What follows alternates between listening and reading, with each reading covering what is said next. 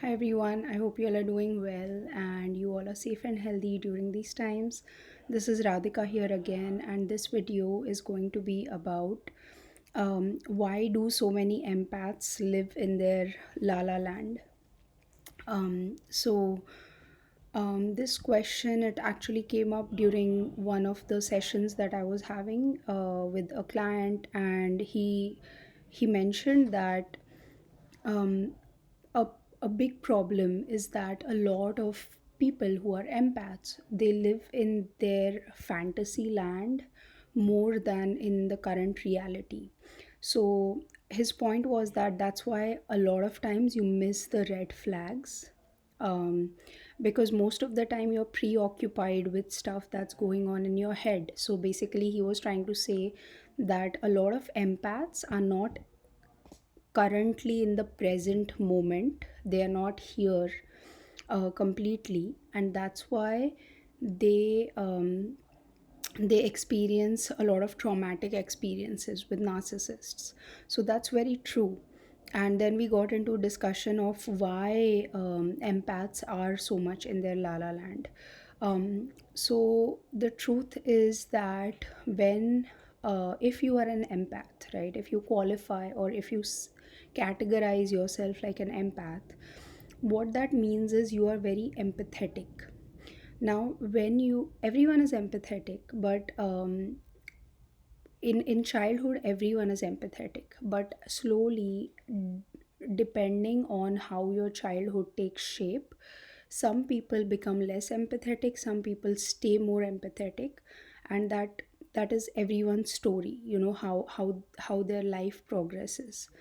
So what happens is a lot of people who currently also call themselves as empaths, they have um, what has happened to them is when they were kids, the surroundings that they were in were not at the same resonance as their inner being. Their inner being might be filled with a lot of love and a lot of empathy, compassion, um, kindness for other people, but they find themselves in surroundings which are not showing these same properties. It's so they might be in a cruel environment, in an environment which is extremely competitive, extremely judgmental, not accepting of them. So what happens is, because their inner being is one of acceptance, is one of kindness, is one of love, they want to kind of feel feel like a cohesion with the environment that they are in, but the reality is such that they cannot feel that cohesion. So they are craving, they are needing the love, the compassion, the empathy, etc., from somewhere, right? So what happens is, when your real surrounding is not providing it to you, your subconscious mind, in order to gain these things, will kind of make you live in a fantasy land or a la la land.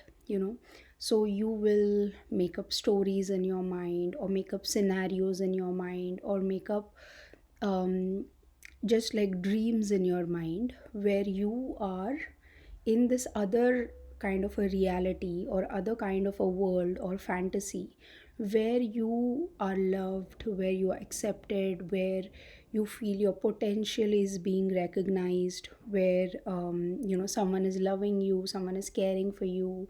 If you have like a savior thing where you want to save people, then in your fantasy you might see yourself as a savior, as a superhero. And that's why there's superheroes are such a big fantasy for even so many grown up people, who love superheroes even now. um, so basically, this is your subconscious mind trying to find equilibrium and trying to make you feel okay in the world, because your real surroundings are not able to provide that. So the more your mom yells at you, or the more your dad tells you that you're useless or something like that, the more it pushes you in your fantasy land, where you are living a life that you want to live. Maybe if your household is always full of conflict, then what your mind craves is peace, and it craves like contentment and a loving family. So your mind will kind of make up these fantasies and try to keep you in there. Or stories, like if you have a teacher who's really loving to you, you will kind of make that teacher as the mother figure that you want to have, you know so and the child makes up a lot of stories in their brain.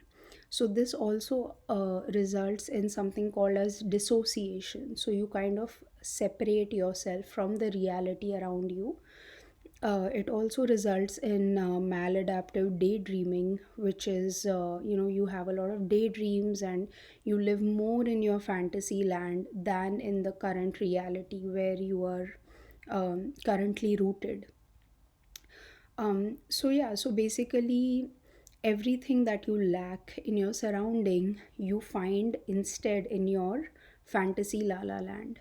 And then later on, when the imagination runs out, you might go to other things like television or movies or novels or poems or anything like that which is inanimate. But it gives you the fodder to feed your imagination and to feed your fantasy.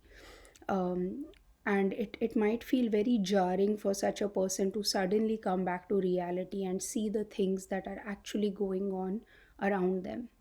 And it also is not so good because you kind of have disassociated from your body also. So you might not realize many things that are going on in your body. Like if you have a toothache, but your family is always so busy like in their work, or like no one is paying attention to you in your family. So ultimately you stay with the toothache, but you kind of learn to cope with it with your imagination. You just kind of distract yourself with your imagination and you forget about the actual toothache that you have. Um, and yeah, so this is basically a function of the environment that people who call themselves as empaths, they grew up in. And that's a big reason why empaths, they live in their fantasy land or in their la la land, so to say. So I hope this video was helpful to you, and as always I wish you all a lot of love and a lot of light. Thank you. Bye.